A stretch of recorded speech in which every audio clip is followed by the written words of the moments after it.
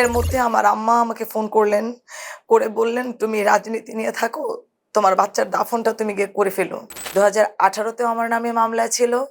অসংখ্যবার আমরা রাজপথে নির্যাতিত হয়েছি, হামলার শিকার হয়েছি। এই লাস্ট ২০০৬ এ ৭ এ আমি মামলার আসামি ছিলাম। প্রিয় দর্শক, আসসালামু আলাইকুম। সবাইকে স্বাগত জানাচ্ছি আমাদের ফেস দ্য পিপলের স্পেশাল সেগমেন্টে। এবং আমার সাথে এই মুহূর্তে আছেন ঢাকা দক্ষিণ মহানগর বিএনপির একজন সদস্য। আমাদের স্টুডিওতে আজ উপস্থিত আছেন নাদিয়া পাঠান পাপন। চলুন কথা বলি তার সাথে। আসসালামু আলাইকুম, কেমন আছেন আপনি? আলহামদুলিল্লাহ ভালো আছি। আপনার ফেস দ্য পিপলের দর্শকদের সবাইকে শুভেচ্ছা এবং অভিনন্দন জানাচ্ছি। তো প্রথমে একটু জানতে চাই, এখানে তো অনেকগুলো ক্যান্ডিডেটস আছে। তো এখানে ধরুন আপনাকে বেছে নিবে, তার জন্য যদি বলা হয় সেক্ষেত্রে ৩টি কারণ, যে কারণে আপনাকে বেছে নেবে সেই ৩টি কারণ কি হবে? প্রথমত হচ্ছে আপনাকে যে প্রথম ক্রাইটেরিয়াটা হচ্ছে ত্যাগী হতে হবে। তো আমার রাজনীতির শুরু হচ্ছে আপনার ২০০০ সাল থেকে আমি রাজনীতি শুরু করি। ২০০৫ এর কমিটিতে আমি সহ-সাধারণ সম্পাদক ছিলাম। আমি প্রথম যে যোগ্যতাটা, ত্যাগের কথা যদি বলেন, তাহলে আমার দীর্ঘ পরিক্রমায় আমার রাজনৈতিক কোনো গ্যাপ নাই। ২০০৬ এ ৭ এ আমি মামলার আসামি ছিলাম, ৬-৭ এ। ২০১৩ তে ১৪ তে গ্রেপ্তার হয়েছি। ২০১৮ তেও আমার নামে মামলা ছিল। অসংখ্যবার আমরা রাজপথে নির্যাতিত হয়েছি, হামলার শিকার হয়েছি। এই লাস্ট জুলাই যুদ্ধে যে আমাদের যেটা ৫ আগস্ট ৫ আমরা আগস্ট। নতুন বাংলাদেশ হুম, হুম, পেয়েছি, হুম, হুম। সেটা পাওয়ার জন্য কিন্তু আমরা রাজপথে ছিলাম এবং রাবার বুলেটে আঘাতপ্রাপ্ত হই। তো আসলে টিয়ার সেল, রাবার বুলেট ওটা আমাদের সাথে আসলে মিশে গিয়েছিল বিগত ২০ বছরে। আমাদের কাছে এটা খুব সিম্পল একটা বিষয় মনে হতো। যেহেতু যে জায়গায় গুম হয়ে গেলে আর ফেরত আসতো না, যে জায়গায় গুলি করে মানুষ মেরে ফেলা হতো, যেখানে অন্যায়ভাবে ওয়ারেন্ট ছাড়া আপনার অ্যারেস্ট করা হতো, তো ওটা আমাদের কাছে খুব কঠিন কিছু মনে হয়নি। তো ওই জায়গাটা যেহেতু আমরা পার করে এসেছি, তাহলে আমি প্রথম ক্রাইটেরিয়ায় উত্তীর্ণ সেটা বলতেই পারি। দ্বিতীয় বিষয় সেটি হচ্ছে আপনার শিক্ষাগত যোগ্যতা, ও সেটিও আমার আছে। তৃতীয়টি হচ্ছে ক্লিন ইমেজ। রাজনীতি করতে এসে অনেক, অনেক ঝামেলা, অনেক কিছুর মুখোমুখি অনেককেই হতে হুম, হয়। হুম, হুম। বিশেষ করে নারীদের রাজনীতি করাটা খুব একটা সহজ না। অনেক ডিফিকাল্ট। অনেক প্রতিকূলতার মধ্য দিয়ে তাকে লক্ষ্যে পৌঁছতে হয়। আমি এই পর্যন্ত আসার ক্ষেত্রে কিংবা এই পর্যন্ত রাজনীতি করতে গিয়ে কখনো দলের বাইরে, দলের সাথে কোনো কিছুতে, কোনো অন্যায়ের সাথে আপোস করিনি। তো সেক্ষেত্রে আমি বলতে পারি যে আমাদের মতো আ আপোসহীন, যারা কোনো অন্যায়ের সাথে আপোস করে না, তাদেরও কিন্তু দলের দরকার আছে। এই ক্রাইটেরিয়ায় কিন্তু আমি নিজেকে দাবি করতে পারি।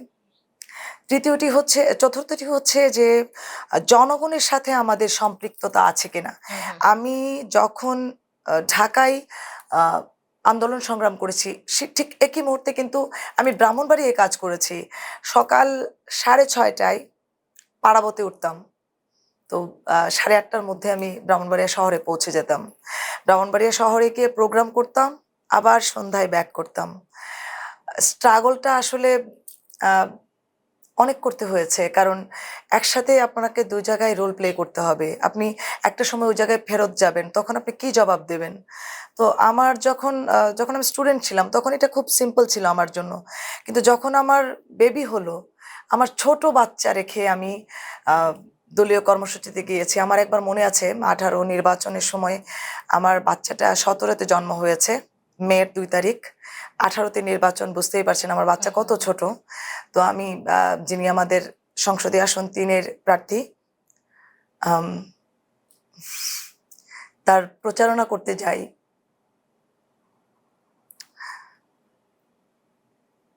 আমি বুঝতে পারছি আপনারা যাওয়ার খুব আগে ইমোশনাল হয়ে যাচ্ছেন। বাসা তালা দিয়ে গিয়েছি।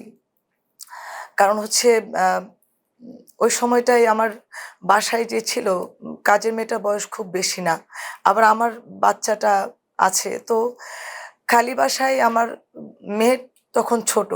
আমার মেয়েটা স্লিপ করে পড়ে যায়। আমার ছেলেটাও ছোট। ১ ছেলে ১ মেয়ে। আমার মেয়েটার জন্ম হয় ১৫ তে, আমার ছেলের জন্ম হয় ১৭ তে। তো আমার মেয়ের বয়স তো খুব একটা না, ১৮, ১৮ সালে ধরেন ৩। ওই মেয়ে পড়ে গিয়ে মাথার পেছনে আ কেটে যায় এবং রক্তাক্ত অবস্থায় সে এভাবেই সারাদিন ছিল। সেদিন আবার আমার বাসায় আমার ছোট ভাই আসার কথা ছিল। তো যেটা হয় রাজনৈতিক কার্যক্রমের মধ্যে থাকলে মনে থাকে না যে বাসায় কি হচ্ছে না হচ্ছে। তো কয়েকবার ওর সঙ্গে ফোনে কানেক্ট করার কথা, মানুষের ভিড়ে শুনতেও পাচ্ছিলাম না যে আ বাসায় আসলে কি হচ্ছে। তো আমি এর মধ্যে আর খোঁজ নাই। ও আমাকে যে বলেছে যে, "আপু আমি আসতে পারব না।" আমি এটাও বুঝিনি। রাতে যখন আমি ট্রেন থেকে নামলাম, এর মধ্যে আমার আম্মা আমাকে ফোন করলেন। করে বললেন, "তুমি রাজনীতি নিয়ে থাকো। তোমার বাচ্চার দাফনটা তুমি গিয়ে করে ফেলো।" তো আমি বুঝতে পারি নাই যে কেন এরকম রেগে এরকম একটা কথা বলছে। আমি পাগল প্রায়। ওখানে আমার সাথে যারা ছিল তাদেরকে রেখে আমি দৌড়াচ্ছিলাম। মানে আমি আমার সিনিয়র নেতা যারা আমার সাথে গেছেন তাদেরকে বলারও আমার মাথায় ছিল না যে আমি বলব যে, "ভাই আমাকে বাসায় যেতে হবে কিংবা আমার বাসায় এরকম কিছু একটা হয়েছে।" আমি তখন পাঠাও বাইকে করে আসছিলাম। আমি কিছুই বুঝতে পারছিলাম না যে আমি কোথায় যাচ্ছি, কি করছি। বাসায় এসে শুনলাম যে আমার বাচ্চাকে নিয়ে আমার হাসব্যান্ড হাসপাতালে গিয়েছে। তার মাথায় ৩ টা সেলাই লেগেছে। তো আমাদের দিনগুলো আসলে এভাবেই যেত। তারপরেও এরকম অসংখ্য গল্প আছে। আমি যদি বলা শুরু করি, গল্পটা তো ২০ বছরের। আমার বাচ্চার গল্পও যদি আমি বলি তো প্রায় ১০ বছরের। আমার আ দীর্ঘ সময়ের গল্প বলে শেষ করা যাবে না। কিন্তু দায়িত্বের জায়গা থেকে কখনোই সরে দাঁড়াইনি। তারা সংগ্রাম করে গেছে। এই আজ ১৭ বছর তো সংগ্রাম ছিলই। কিন্তু তারও আগ থেকেই তাদের সংগ্রামের গল্পগুলো কিন্তু আসলে আ আপনার মতোই আসলে আ মানে ইমোশনালও এবং একেকজনের গল্পটা কিন্তু একেক রকম। আ অপ্রাপ্তির ঝুলিটা আমার অনেক বড়। অতীতেও এরকম হয়েছে যে আমি একটা কলেজ কমিটির বদরুন্নেসা কলেজের ১২ বছরের মানে এক নাগাতার ১২ বছর প্রার্থী ছিলাম। ওখানে কোনো প্রতিদ্বন্দ্বী ছিল না। আমাকে মুকুটবিহীন সম্রাজ্ঞী বলা হতো। কিন্তু আমি ওনাদেরকে সবসময় বলতাম যে, "আমাকে একবার সভাপতি ট্যাগটা লাগাতে দেন। একদিনের জন্য। আমি পরের দিন নিজে পদত্যাগ করব। জাস্ট শুধু পরিচয়টা দেওয়ার জন্য।" তো আমি সেটি পাইনি। তারপরে দল ছেড়ে যাইনি। আমি বিবাহিত ক্রাইটেরিয়ায় ছাত্রদল থেকে বাদ পড়ি এবং আন্দোলন করি যে ৩৩ কিংবা ৩৪ বছর বয়সে বাংলাদেশের প্রেক্ষাপটে কোনো নারী অবিবাহিত থাকতে পারে না। আপনি যদি ক্রাইটেরিয়া দেন তাহলে সেটাকে বয়স কমিয়ে আনতে হবে। আপনি ২০ এ আনবেন, ১৮ তে আনবেন, ২২ এ আনবেন। তাহলে আপনি অবিবাহিত নারীর কথাটা চিন্তা করতে পারবেন। ৩৩-৩৪ বছর বয়সে আপনি অবিবাহিত নারী চাচ্ছেন, আবার কমিটিতে নিবেন। এটা হয় না। এটি সাংঘর্ষিক।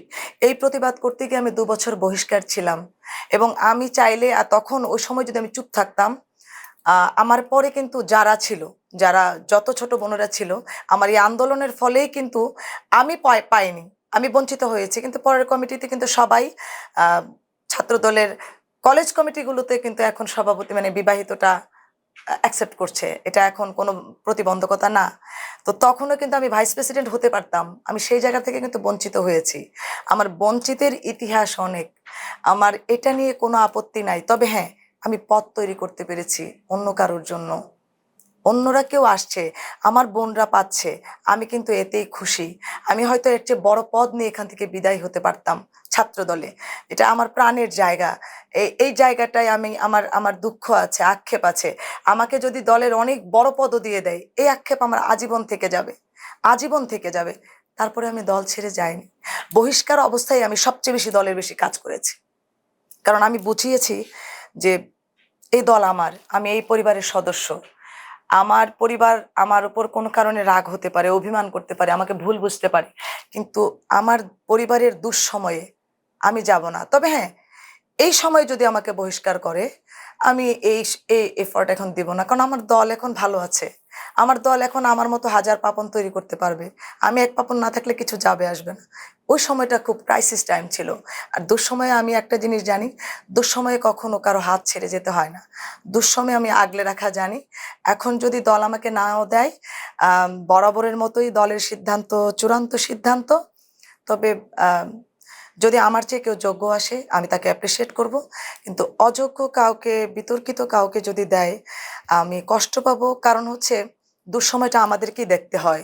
ধরেন আওয়ামী লীগের সময় পাপিয়ারা এসেছিল। ওই সময় কিন্তু অনেক ছাত্রলীগের অনেক নেত্রীরা কাজ করেছে। আমরা কিন্তু তাদের নাম দেখিনি। পাপিয়ারা কিন্তু ঠিকই ডুবিয়েছে। ঠিক আমি যদি এই বাংলাদেশ জাতীয়তাবাদী দলের কথা বলি, যে দুঃসময়ে আমরা কিন্তু রাজপথ দখলে রাখি।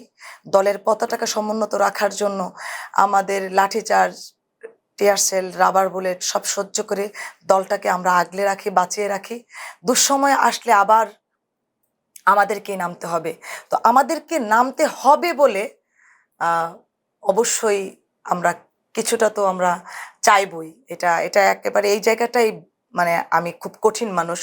আমার দলকে কেউ গালি দিবে, আমার দলের কোনো ক্ষতি হবে, আমার দলের কোনো কিছু হবে, এটা যদি আমার নজরে পড়ে কিংবা আমি যদি দেখি, আমি প্রতিবাদী হব। আপনার জন্য শুভকামনা রইল এবং আশা করছি হয়তোবা আপনি আপনার যে পরিকল্পনাগুলো আছে তা নিয়ে এগিয়ে যাবেন এবং আপনাদের প্রত্যেকের জন্যই আমাদের যে যার অবস্থান থেকে আপনারা সংরক্ষিত নারী আসনের জন্য লড়াই করছেন, আপনারা লড়াকু হয়ে বেঁচে থাকেন এবং আপনারা আপনাদের কাঙ্ক্ষিত যে ফলাফলটি আছে সেটার আশায় অধীর আগ্রহে আমরা সবাই আছি আগামী 12 তারিখের জন্য এবং সেই সাথে আপনারা যে যার অবস্থান থেকে যে বা যারা কাজ করছেন প্রত্যেকের জন্য আসলে শুভকামনা রইল। আপনারা প্রত্যেকে আমাদের নারী জাগরণের অগ্রণী ভূমিকার জন্য আপনারা কাজ করে যাচ্ছেন এবং আপনাদের উপর ভিত্তি করে আসলে বাংলাদেশ যে নারী সমাজ আছে তারা এগিয়ে যাবে সে আশাই রাখছি। ধন্যবাদ ফেস দ্য পিপলের দর্শকদের, যারা আমাদেরকে এতক্ষণ শুনেছেন। আপনাদেরকে অনেক অনেক ধন্যবাদ এবং আপনাদের প্রতি কৃতজ্ঞতা প্রকাশ করছি।